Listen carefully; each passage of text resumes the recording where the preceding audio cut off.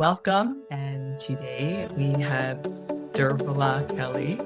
She is an amazing yoga teacher, writer, and she's from Ireland, and she came to the United States getting her PhD in philosophy. And so here we are today talking about the soul and the evolution of the spirit, oneself as they go through the journey of cancer, in this case, with breast cancer. And so, when you first received your breast cancer diagnosis, what was the message from your soul? What did your soul say to you? When you were going into the office, were you going for just a regular checkup? I was going for my biannual mammogram, and because I knew I had dense breasts, I was told by a radiologist a long time ago that I always have to have an ultrasound. And the doctor who ordered my mammogram did not want to order me the ultrasound. She said, no, if they think you need one, they'll order one. And I said, no, you don't understand. I have to have one. And I had to go to several different doctors until I finally got somebody to put the order in for an ultrasound. My mammogram was clear. I was told to come back in 2 years. So if I had not insisted on the ultrasound, I would still have a tumor in my left breast. I will be going back in October for a mammogram. Wow. Yeah. It makes me realize how inefficient mammograms actually might be. And not only that, it is radiation. Do you have any thoughts about mammograms and radiation at all? I'm not super concerned about the radiation from mammograms, but I certainly don't find them pleasant. Right. It's not, I don't really understand the difference between the technology of ultrasounds and mammograms, but I actually have more faith in ultrasounds, to be honest. Right. I'm surprised why it was so hard for you to actually get the ultrasound and you had to fight for that. Yeah, well, one of my biggest takeaways from going through the whole cancer journey is self-advocacy. I think it's a primer in self-advocacy because you have to learn in the medical system that if you don't push for yourself and advocate for yourself, no one else is going to do it. There's just too much happening. Yeah, that was a huge lesson for me too. Yeah. So when you went in and you had the ultrasound, you got the results. And what was that process for you? Did you get a phone call? Did you have to come in for an office visit? Were you sitting? Did they make you sit and wait? How was that experience? Describe the room that you were sitting in while that was all happening for you. Where were you when you got the results? It was my 17th wedding anniversary, and I was making lunch for Dave and I, and the phone rang and they said, are you available to discuss your recent biopsy? And I said, yes. And that was when she told me, and I get very calm when things like that happen. I just get very, very still and calm. And it was just at the end of the phone call, I said to her, what kind of cancer, like what kind of breast cancer is it? And it was invasive. So I just got very, very calm. And I suppose I went numb, but I didn't cry at all. That's just, yeah, I don't know. I got very calm. So was there a message coming from your soul? Oh, sorry. Yes, you asked Yeah, it. no, that's great. I mean, I'm just curious if there was any message, like anything that your body said to you. Not really. My first thought was I can't go off HRT. That was the very first thing I thought. I cannot go off HRT because that was so fundamental and is so fundamental to my mental health. But I'm not sure really if anything came through from my soul. I think I kind of just shut down as a protective mechanism. I think I just shut down more than anything else. Mhm. And so why was the HRT so important for you? Was that a fear that came up for you, or a new revelation, or a new part of yourself that maybe had been silenced and was looking to reveal another voice that you needed to work through? I don't know. Right. Well, a year previously, I'd gone on HRT after years of very bad perimenopausal symptoms. And when I went on HRT, within 2 weeks, I started feeling back to myself. And it really, the combination of estrogen and progesterone worked very, very well for me. My mental health improved. I lost all the weight I'd gained with perimenopause. I was able to have sex with my husband again. The anxiety and depression diminished. Just it gave me back myself. And all I could think was, because, you know, hopefully we'll discuss it a little bit more, but there has been some controversy around the connection between HRT and breast cancer. And all I could think was, I can't go off HRT. And I did end up having to go off it, but that's a whole sub story. Okay, I get it. So on a metaphysical level, what do you feel estrogen represents for women? Well, that's a very interesting question, because I think the metaphysical in this case comes from the physiological. And when I read the book Estrogen Matters by Dr. Avram Bluming, I don't know if you're aware of it. Yes, indeed. I Yeah. know the book. Mhm. He actually replied to my emails, and that book, Wow. yeah, it changed my life. And I actually, because I'm very academic, I read every footnote and I sourced some of the articles he mentions in it. It's a very, very thoroughly documented book. But not to digress too much, I started to understand that estrogen is like, if you think of a car and you put gas in a car, but then you also have to put like lubricants in the oil in the engine and all that other stuff, and you know, the fluid that goes in the windscreen wipers. I realized estrogen and progesterone, but mostly estrogen, is has all those functions for women. It's like the gas in our car, the oil in our engine, the lubricant in the windscreen wipers. And I think that when we're hormonally balanced, and for each woman it's a different constellation, I think the metaphysics of that then is that we're able to better be in the divine feminine, or be in our feminine essence. Right.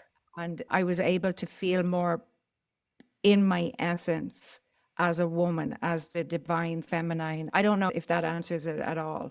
Can you define feminine for you? Because I know it's used out in the field a lot for people and in a marketing sense, but I'm curious, from your journey and what you just said, and going through cancer and HRT and going through hormonal changes, and as a woman goes through these different phases, and that there is a lot of controversy when it comes to breast cancer because they are anti-estrogen.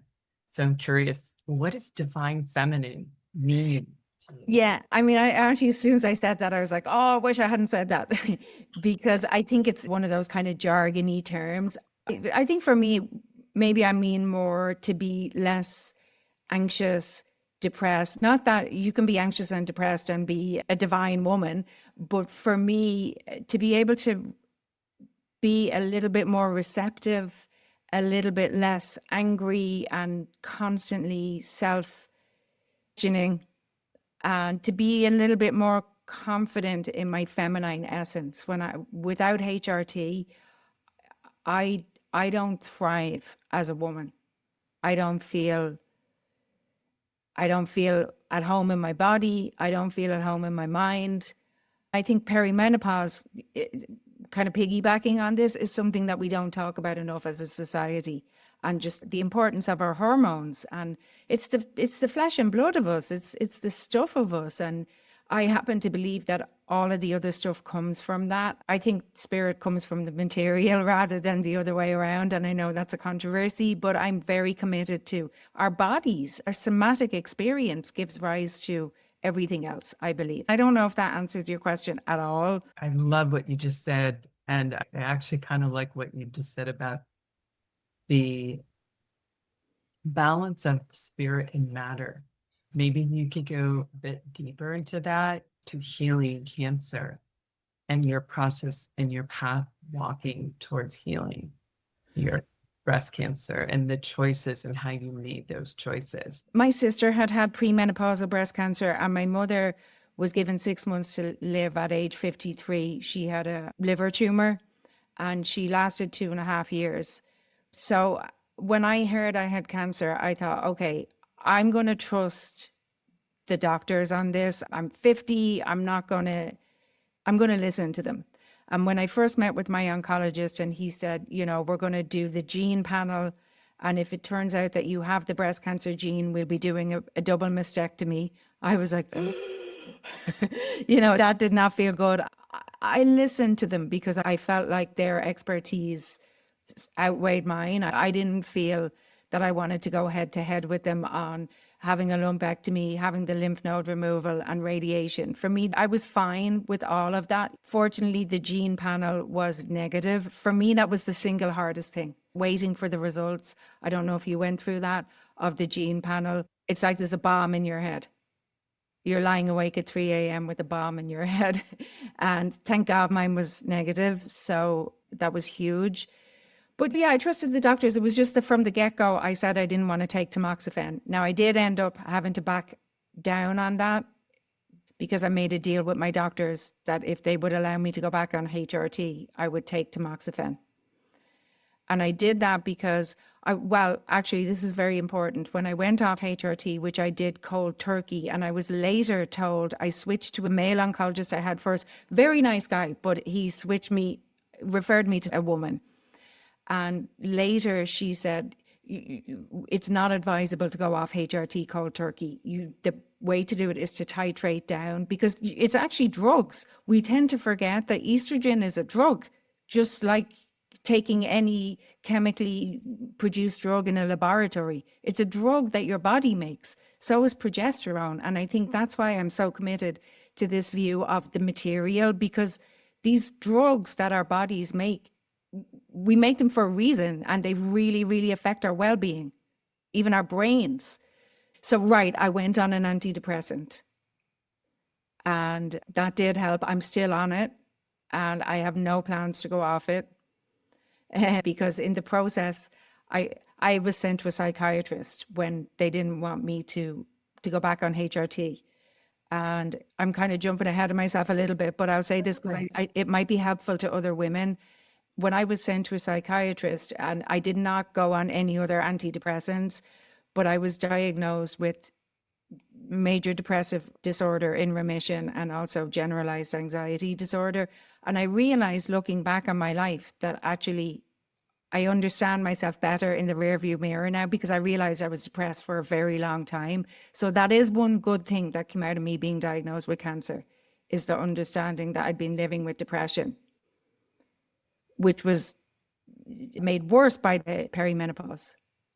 What was one major sign for you that you had when you got that aha moment going through the breast cancer portal, opened up a deeper awareness for you? Well, I realized that looking back on my life, there was so many times that I felt like I was I could never get both feet out of the water, so metaphorically. And that one foot often felt like it was dragging me down, and I couldn't understand why I was feeling negative. And I remembered back to taking an Ashtanga training with Tim Miller in Tulum. Beautiful scenario, everything beautiful. And I still kept feeling something's wrong. And I was like, Dearbhla, why can't you just be happy? But now I realized looking back that I didn't know I was living with depression. I think that since I was a teenager, so it made me, I suppose, aware, more present to the fact as well of how we need to be kind to ourselves and loving. And yeah, I don't know if that makes sense, but It does. yeah. So, as a yoga teacher, how have you integrated that into your teachings, into your life path, and where are you with that now, having these revelations? About depression. Well, I did write about it, and a lot of people actually responded to what I wrote. And I think my yoga practice is the primary scaffolding of my life. And I think maybe even more committed to my yoga practice, if that's possible, but also just more self-compassionate, and to realize also, it sounds trite, but you just don't know what other people are going through, but also clear boundaries, deep listening, because as yoga teachers, we're not therapists.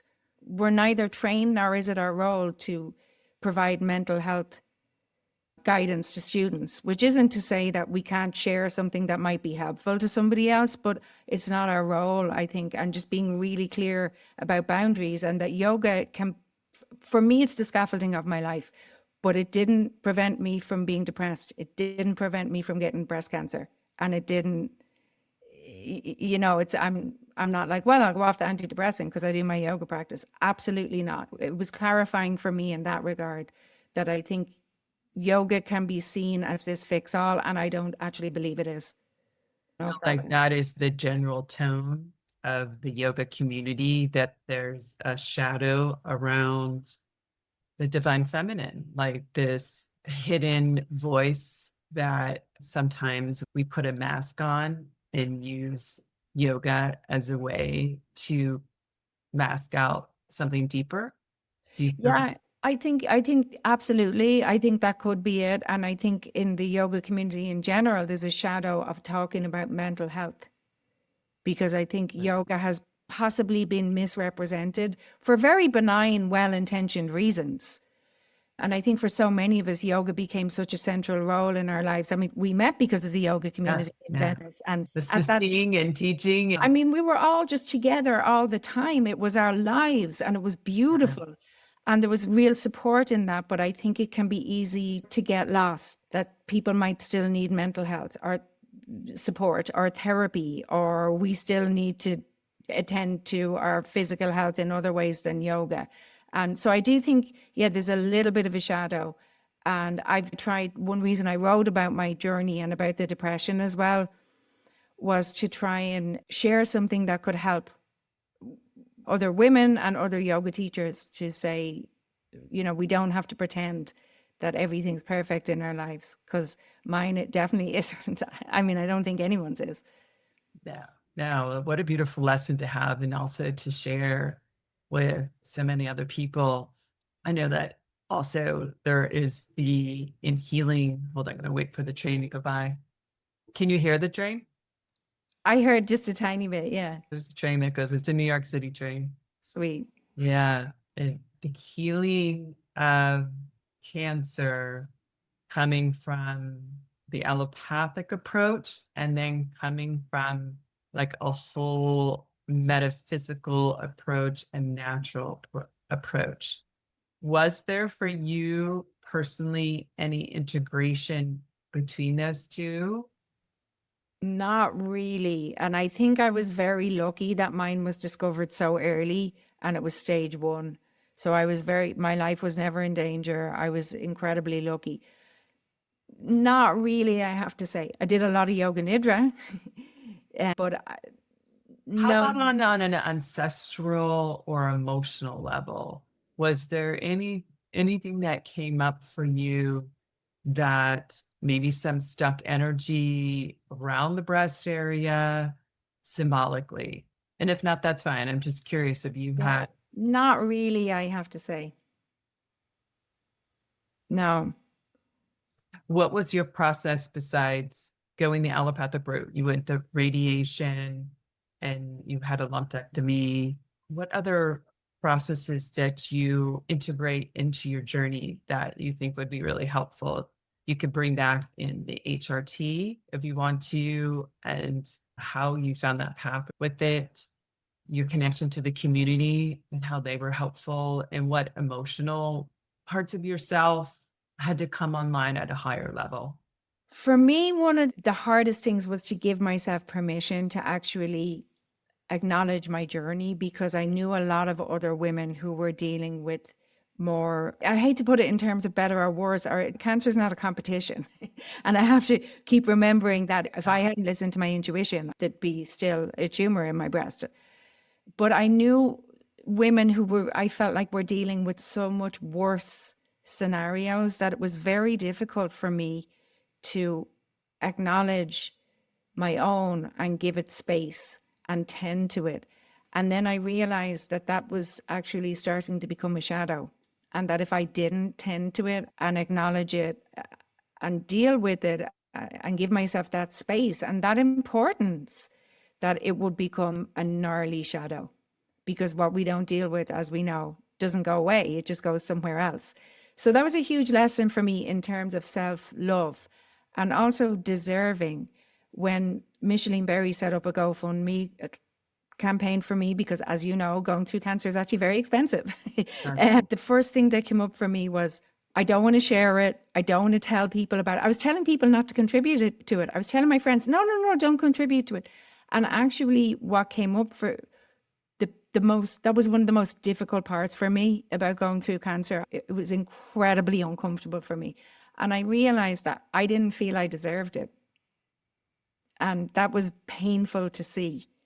And so it was a big part of my journey, was reckoning with that. And also like letting in the love, because you realize, we contribute to people's GoFundMe because we care about them.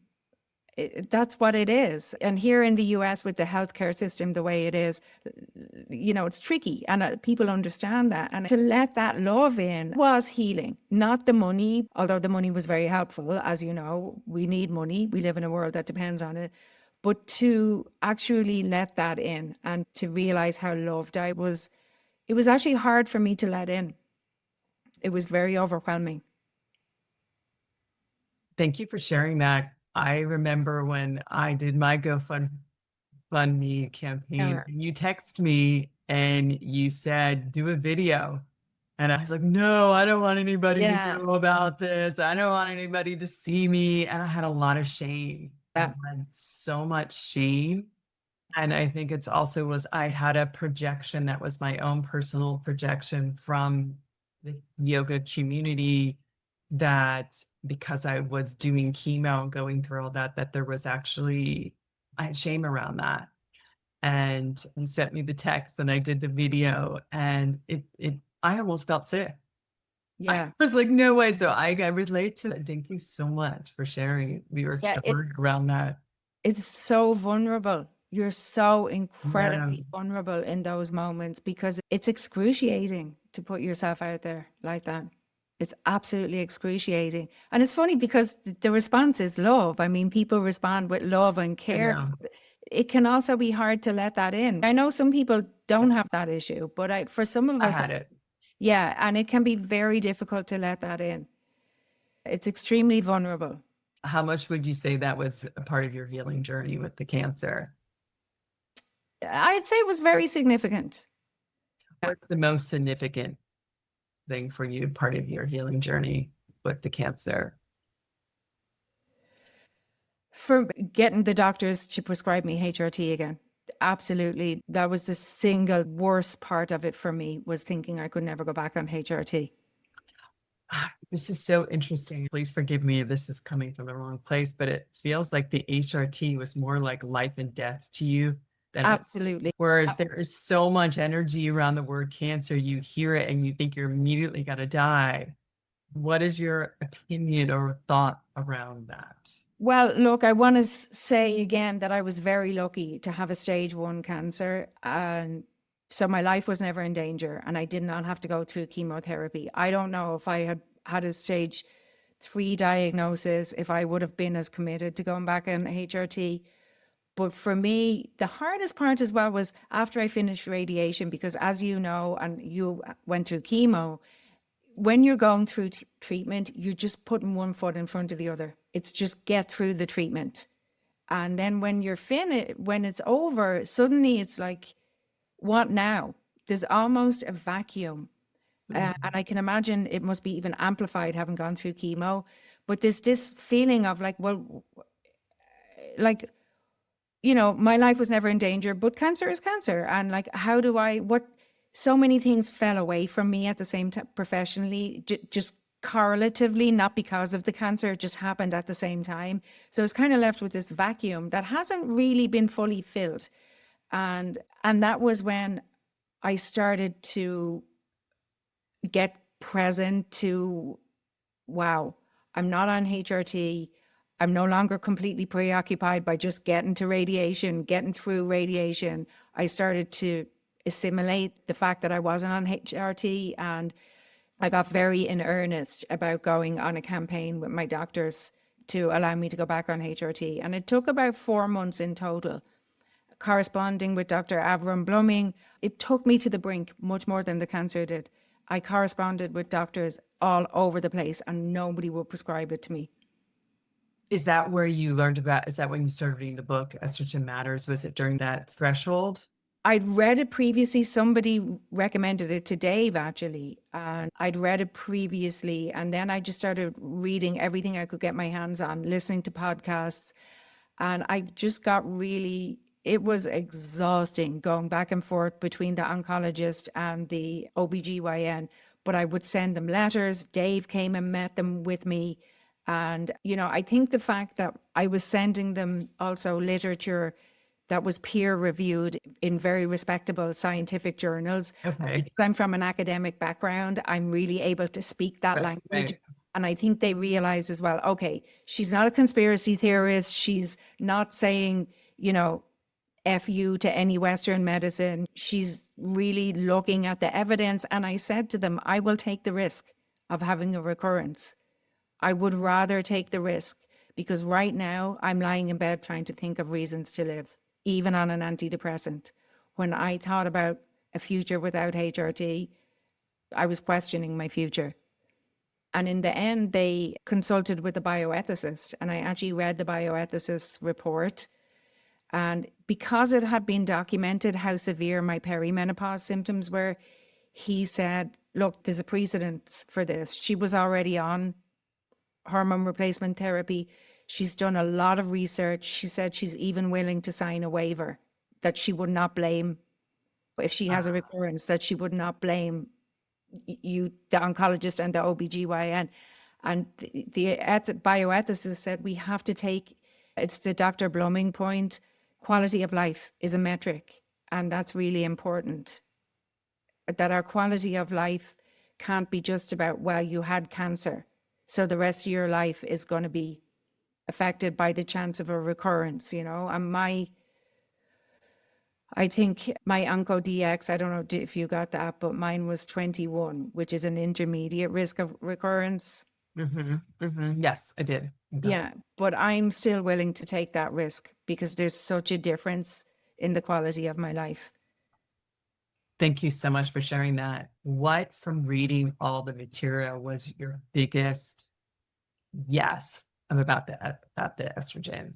I think really realizing, well, Dr. Bluming's book is great. And he because he's such a respected oncologist as well, and all the peer review and the data, that was very persuasive to me, coming from an academic background. But the biggest takeaway was realizing what I said about estrogen being like the fuel, the oil in our engines, the fuel in the gas tank, the lubricant in the windscreen wipers. It affects, and I think this is something even OBGYNs, the doctors themselves are only starting to understand this, because perimenopause, menopause, there's such a dearth of research given to it. You know, and if this was a men's issue, it would be very different. The takeaway for me was, which is why I'm kind of so committed to the material. This is our bodies. This is our flesh and blood that is generative of our emotions, come actually from drugs that are moved inside of us. And to speak to the yoga practitioners who may be listening to this, yoga practices affect that also. Everything we do affects our innate pharmacopoeia, the drugs that our body is creating. And what we experience as the top level of the iceberg is affected by everything below the ocean. We think the metaphor of an iceberg. And a lot of that is biochemical and neurophysiological. So at these very subtle levels of hormones. So the biggest takeaway for me was understanding how, given my particular disposition, physiology, I don't know, psychology, history, all of it, that for me, it's very, very important for my overall well-being to have those drugs. Have that you the body since you posted about it, have you had anybody reach out to you with having a similar experience and journey, you know, also being diagnosed with cancer and HRT? I'm just curious if you've had anybody reach out to you. Yeah, I did. I have to learn from other people. Yeah, I did have women reach out to me. And when I wrote that, I wrote a very long Substack about my experience. And the reason I did was, again, I thought if this helps even one woman, I'd be happy to do it. And then I wrote a follow-up article that is a list of resources for women who want to take on the conversation about HRT after breast cancer. So, and maybe we could link to them because Okay. Okay, great. Yeah, definitely. it's just straight up resources. So yeah, it's a very important conversation. And I think not everybody is as committed to self-advocacy as I am and had to be, but also tenacity, to be tenacious. And women aren't always, particularly around our health and around this shadow of women's well-being, women's health. I think it's great what's happening on social media now. There's a lot more conversation. But I think it's really, really important for women to advocate for our right to feel at home in our bodies and to feel that we're thriving in the body-mind complex that we are. You brought up two things. One of the things you brought up is, which I experienced, I'm still kind of in that threshold, is, I did chemo for a whole year and there was a rhythm to it. And I also had a port and I had a mastectomy, and it took me 2 years, and I just recently have finished all that. And I don't know if you have any comments on this, but there was a shadow in me in our current world and the way it functions that, okay, now what do I do? What do you do after all of that? And there was a part of me that felt like, okay, now I got to get back to normal. But what is normal after you've been through something like that? And so what ways can you help somebody else, some other woman who's going through that? And for me, it was like a proving thing, or like, oh, I'll just put that whole journey to the side like it never happened. And not that I want to be stuck in my story, but for me, it's going back to the feminine healing. So I'm wondering if you have anything that could be really helpful to somebody from your processing with that, because to me, it's a lot of surrendering and letting go of the parts of oneself. Right. And I mean, I didn't have to have a mastectomy, and my heart goes out to any woman who has had to, and I'm sorry that you went through that. So I didn't, I don't know that I can speak to that loss because I didn't have it. And I've always been identified with my breasts. I've always had like a juicy pair. And, I think breasts are beautiful. I think women's bodies are beautiful. And so that loss, I'm sure, is huge. But I will say this, that I'm doing high risk screening because I'm taking HRT. So every 6 months, it's either a mammogram or an MRI, and my MRI is coming up. And I was told by the radiologist, once you've had radiation, if you have a recurrence, then regardless of stage, boom, they take it off, because once you've had radiation, once you can't do it a second time.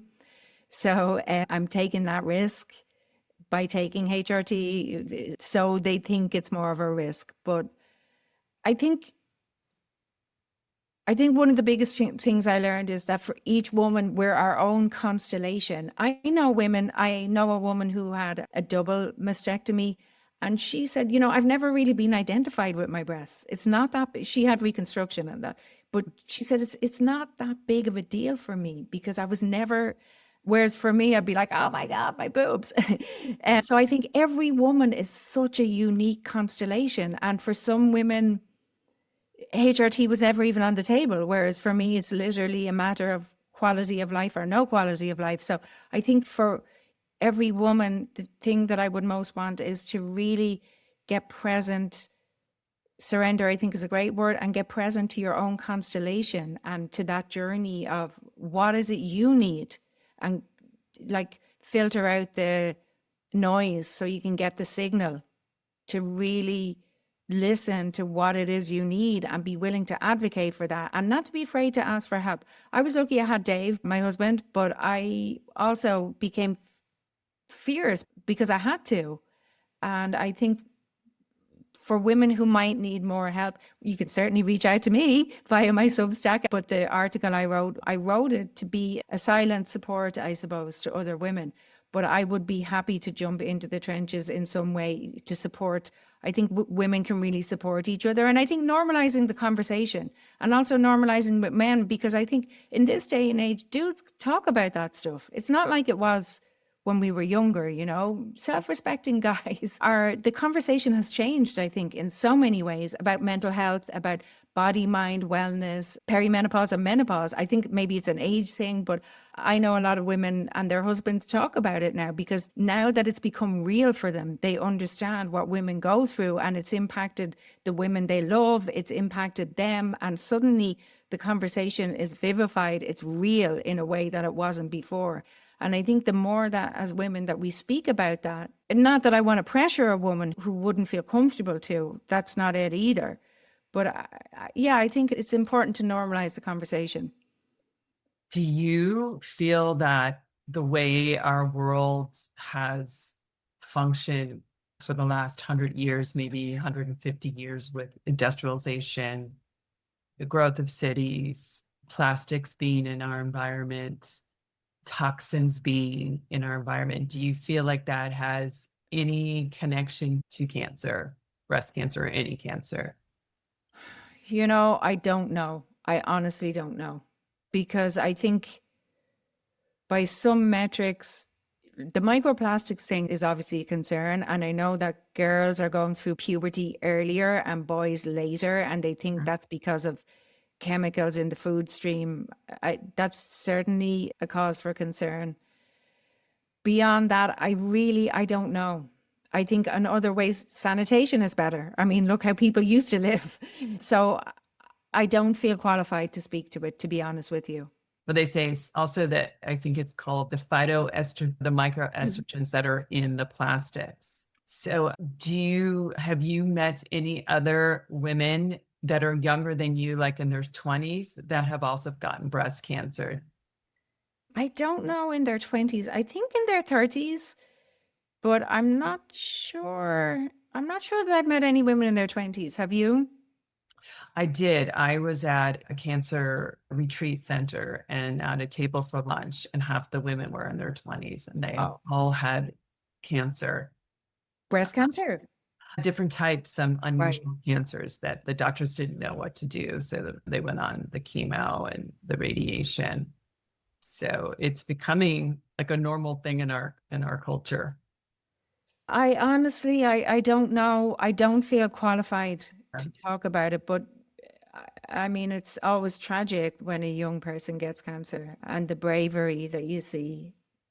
Mhm. What would you say to somebody?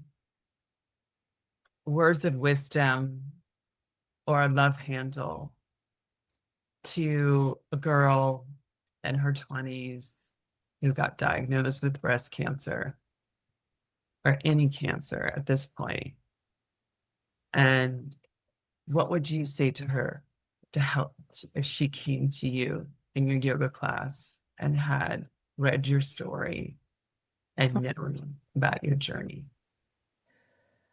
Get a mental health person on your team, first and foremost, a qualified therapist, maybe get a diagnosis for a psychiatrist, because, it's psychiatrists who prescribe antidepressants and that, but definitely get talking to somebody as soon as possible.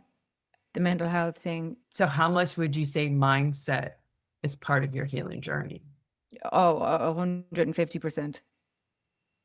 Yeah. And I think also just to deal with we're older, we're both in our 50s, I think, right? Yes. Yeah. I mean, so we have more life experience, hopefully more assurance, but to navigate all those issues that we said came up for us, shame, self-worth, feeling undeserving, the vulnerability, to have to navigate that in your 20s is huge. And I'm sure there's probably a lot of anger, which, somebody in their 20s who's diagnosed with cancer, I think, has every right to feel angry. So I wanted to find out about the mindset. So I think positivity is very important, but not toxic positivity. I think it's very important to give yourself permission to feel things that society labels negative: shame, lack of self-worth, anger, despair, maybe suicidal ideation. Though I think it's very important to step into the shadowlands, and I think it's a lot harder to do that probably when you're in your 20s. So I think That's why I think it's very important to have a mental health person on your team for that kind of support. But also, of course, you want the people on your team who are going to watch funny films with you and make you laugh, you know? And that was one thing that I had to really learn is getting myself out of the appeasement part and the people pleasing. And that if I met a doctor, I really didn't like them or we didn't work well together, that I had to stick with them and that I had a choice to create what my team was. Right. And I think for somebody in their 20s, that would be a lot more difficult, depending on the person. Maybe we Yeah. could be talking about a hypothetical individual who's extremely assertive and self-advocating. But I think it's to know that you have choices is important. But also, I do think to listen to what doctors have to say. I think that's also important. Did you believe everything the doctors told you? Did you get a full yes every time in their process? Well, you kind of did it with the HRT. Right. No, with the HRT, I basically forced them to reconsider their position.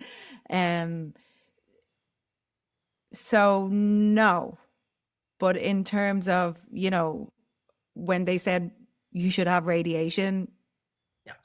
I was personally fine with having the radiation and having the lumpectomy and the lymph node removal.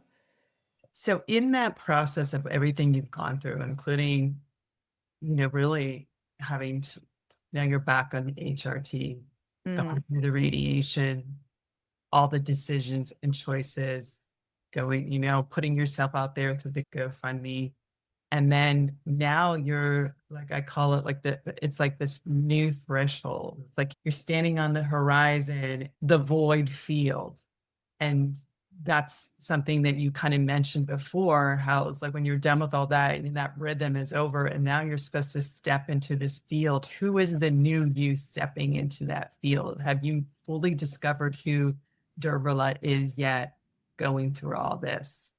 Well, I think on one level it has improved my confidence because I've been like, listen, I don't like the word force, compelled maybe my oncologist and OBGYN to do a U-turn on the HRT thing. And I did that because of my own self-advocacy and research and tenacity. And they're skills that stand to you in any part of your life. And because I did that, that makes me feel good about myself and makes me believe in myself, if you know what I mean. Know that I can do it. And I was so tenacious in that regard. I'm glad you asked that question, actually, because there's something I'm dealing with in my life right now that's quite challenging. Okay. Glad you asked that question because it's just presenced me to the fact again of how tenacious I can be. And that's just a quality that's going to be good in my life. I think tenacity is good in most people's lives. So, and also some of it is also, listen, I'm impatient and I can have a short temper. But I think when you've got, it's also been like, listen, is it that big of a deal? You went through cancer and radiation, like put it in perspective, you know? Right. And Still alive. You're here. You're thriving. yeah. To a And certain, you're thriving in the sense that you're alive and you have your soul journey to explore. yeah, and I think just to restate that, and I don't want to also for any woman who's listening to say, oh, having a stage 1 invasive cancer is nothing. I would never want another woman to feel gaslighted because it is something. And if I had, I'd say, chosen not to listen to the doctors, I don't know how that would have gone. So I want to also emphasize that it is important, and particularly even if it's stage 1, if it's become invasive, which means it's outside the actual duct, that is something you do need to respond to that. It is important.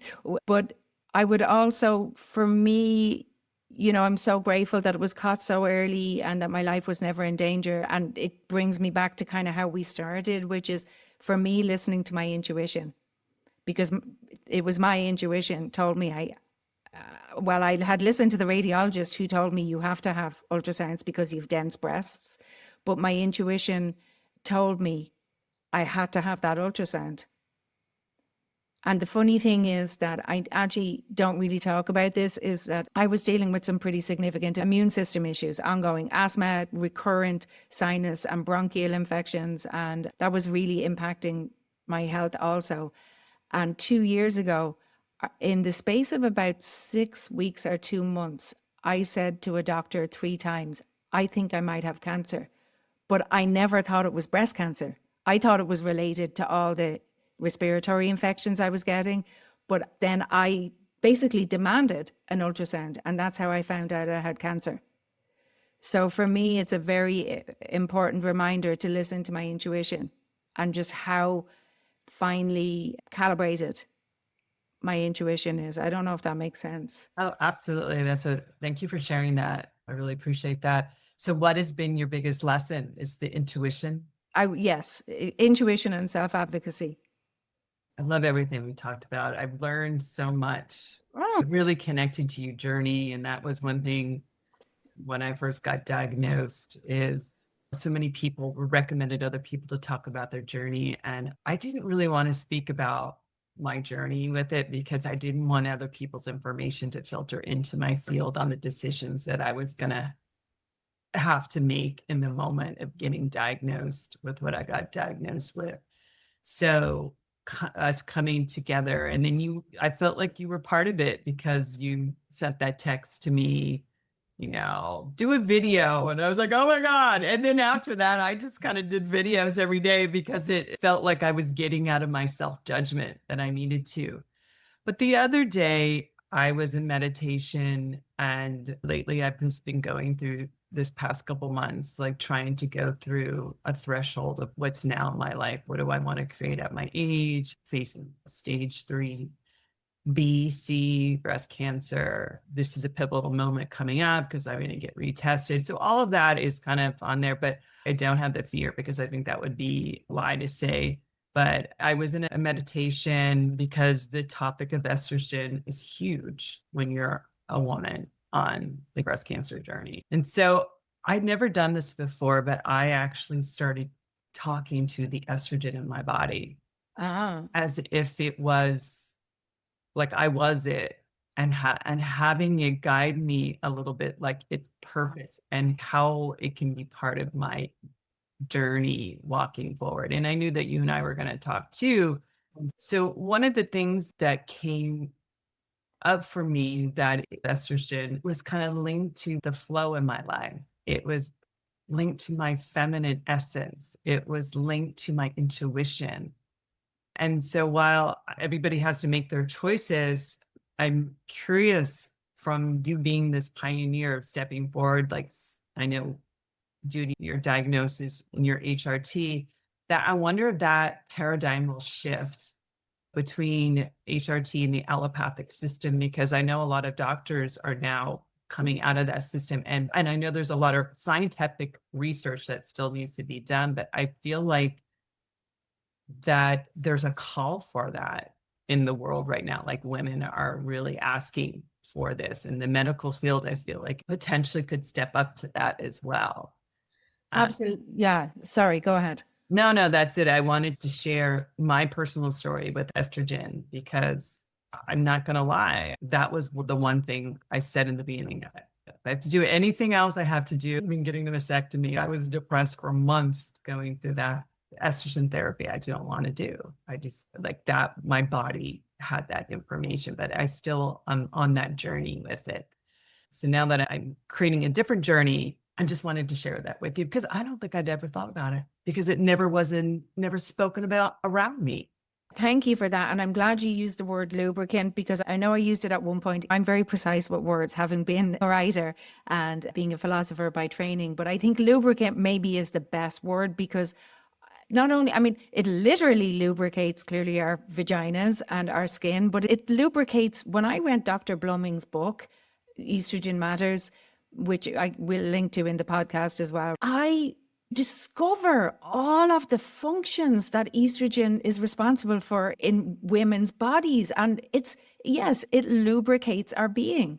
And it's a thing, I think, because maybe it can be seen as just related to periods and ovulation and breast cancer, that there wasn't much talk about it. When I was a teenager, we didn't even say the word period. We'd say in me roses, or me auntie Flo's coming, or my special friend is here. We did not have any sense of our bodies as being sacred, our temples, or the mysteries of women's blood cycles or anything like that. So there was always kind of a stigma around it. So I think normalizing the conversation around estrogen, and that is happening a lot on social media as well. And I don't know if you know the Dr. Louise Newsom podcast.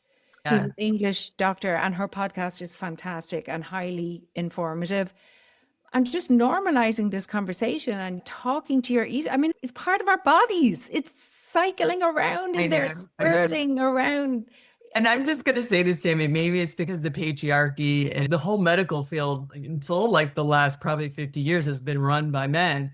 And so Absolutely. it wasn't an important subject matter for them. Like they didn't get their periods, so it wasn't a big deal for them. I know, when you think about the amount of research that's gone into Viagra. I Oh mean, yeah, totally. Yeah.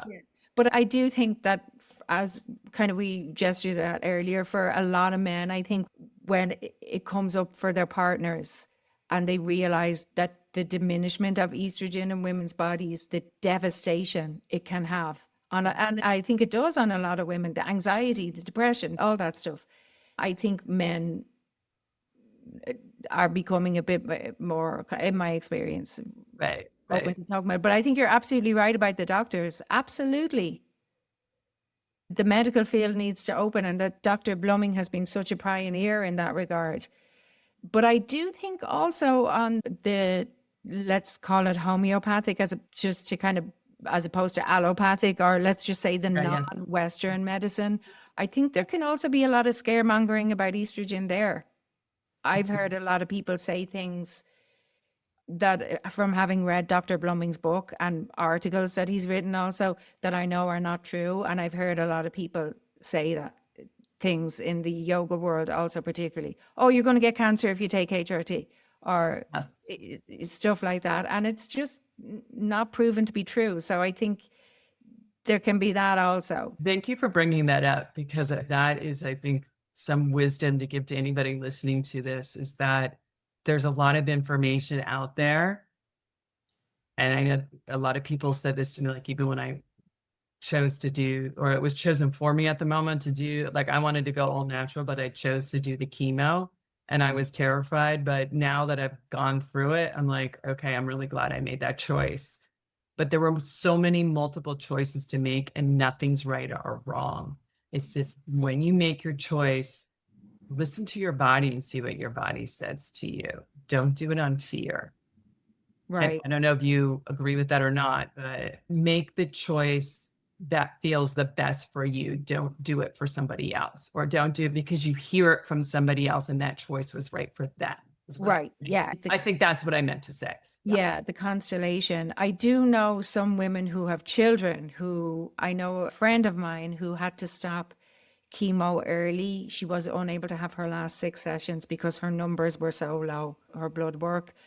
And she was devastated not to be able to have the last 6 sessions. I don't know if the doctors have told her that that means the likelihood of recurrence is, she had a metastatic, is stronger, but she has children and I don't. So I don't know what it feels, when you have children, it could be Choices are so different. decision. Yeah. And I sadly, really wanted children and I was unable to. So sadly, I'm not able to inhabit that mind space, but I can understand that for a woman who it's got to be a different conversation. A completely different conversation. Where do you find strength right now? Oh gosh, my yoga practice, which I would include meditation as part of that. The web of my relationships, and that's everything from my closest, Dave, my husband, to familial relationships, other women. Other women, I'd say, is a huge part of it. My therapist. But then also I've found strength in looking elsewhere, in being occupied with other things, do things that give my life meaning and purpose. Mm-hmm. I think is huge for me, because I can kind of swirl around in the vacuum, in the void, without that. I think probably everybody can. But where do you find strength? I find strength in connection, in yoga practice, in spiritual practices. I'm now living closer to my family and really healing some ancestral wounds and healing some other wounds in myself, and getting back to the earth and the natural rhythm of the earth. and how much that I feel that is part of my healing journey and always has been. It's like this urgency, have to have it all together, quick fix, rushing around. And not that that's ever going to stop, because with technology it is, but finding a rhythm that is more natural and organic for myself. Mm-hmm. And I don't have that mastered by any chance at all, but it's self-forgiveness. Right. Is Yeah. Oh, that's beautiful. Yeah. it, And Julianne, did any other women in your family have breast cancer? yes, and that there is a list of women, and it's all on my father's side, that there's like all second and third cousins. So I think there's like 4 or 5 of them. And I remember reading that years ago and just ignoring it because, I was eating right. I was in the yoga community, and, I never thought about cancer. Like, I just didn't think it would ever happen. But I remember when I had the bump in my breast, and it took them a while before it fully got diagnosed. And I probably ignored it a little bit too, out of the fear of the diagnosis. I didn't know that about your story. So you found a lump and then there was I a did. It was right at the end of COVID, and I got the test in LA, and they said it wasn't cancerous. And then I think it was a year and a half later. Yeah. Oh, wow. Yeah. Yeah. Yeah. Or 2 years later. I can't remember now. I have to look at dates. Mhm. So you had found a lump, went and got I it did. Yes. Yeah. and got a false negative, and then Yeah. Yeah. I got a mammogram. So now, even speaking with you today, I'm not going to do mammograms. I'm going to do the ultrasound. And there's some other locations around here that I'm going to get some different tests. So, but I've had so many tests in the last year. biopsies. I've had 9 biopsies. But I did the gene test, and I don't have any genes. So yeah, yeah. Wow. I've always felt like the black sheep of my family. So my personal journey with it, and I'm still kind of walking this path a little bit, is that for me, I feel like it's been a badge of honor to go through what I've gone, because it really, when I got my diagnosis, I got a clear message called from my higher self, my soul team, that, okay, this is your chance, Julianne. Are you going to show up fully in your life, or are you going to act like the victim of your life? Are you going to step forward, be in your life, and be fully alive? Or are you going to stay in that place where you don't feel like you have your own voice or your own direction? And that was something I'm still learning and working out a little bit. And that's why I feel like self-advocacy was something I still learning, especially in the medical field, self-advocacy for myself, because I made a lot of decisions that I had to learn that. And I think that's just part of my path always. It's going to be part of my path. It's so interesting that you say that, because it really, what I get from that is a heroine's journey. And for each one of us, that's going to look different. To come back to that thing about, for every woman, it's a different constellation. And Totally. some things, like, it sounds like you and I had even though we had different diagnoses, I'm sorry that you had to go through the treatment that you did, but some real commonalities around the self-worth thing, and the vulnerability, and the deserving. And I'm sure a lot of women will identify with this. And it's so interesting to look at it that way. And I think that's an empowerment strategy, to look at it that way, to not be victimized by it. For me, that, I got to be diagnosed with depression, which some people might say that's awful. For me, that was an empowerment, because I looked back at my life and understood, oh, when people were saying you're so negative, yeah, I was depressed. I didn't know I was depressed. I was high functioning depression since I was a teenager. Now I see that. And it's actually empowering to realize, wow, I actually did pretty well, considering. Right? And I'm sure a lot of people could identify with that. And for me, the self-advocacy and the tenacity and There are huge takeaways, and I'm really glad you brought that up because it's an empowerment strategy. Of course, nobody wants to go through cancer, but I do think that if we can see it as a threshold to step into, as you said, for, I don't necessarily want to use the word transformation, but I've just used it, but for empowerment. I didn't know that I had the power to make choices. I feel like a lot of my choices that I was making were unconscious choices, which I'm Right. still working that out. And what the definition of truth is for me, it's for everybody, it's totally different. And that was the whole thing that happened around the chemo, is that I had a projection field of what other people in the healing arts field would perceive of me. And I came to a really deep conclusion around that because I didn't have children either. Had I had children, I would do whatever I can. Yeah. That meant that I was going to live here because I've had my grandmother lost a child. So I have that in my lineage. I would do whatever. So I still do have not a judgment on the chemo, but I'm not against, I don't want to put it out there, I'm against chemo. But I think if anything, you have to do your research on like what type of chemo and how much they're going to give you and the efficacy of it. I did some research on that and the type of cancer I had, the chemo they were giving me. I was told by 2 or 3 doctors that it's not going to give me the full results, that I would want it to shrink like 50 or 60%. And I'm like, that's really interesting that they've done all this history, like all this raising money for cancer, but yet they don't have a specific chemo for whatever the cancer I had. That didn't make sense to me, but I'm really glad I did it. But when you say shrink by 30%, what Like are you? I think my tumor was maybe 3 centimeters. I can't remember. It only shrunk it like 30%. Oh, so you did chemo before your mastectomy? It was better for them to shrink it first. That's the process. That was the process I went through. It's different for everybody. Everybody's journey is so unique and different.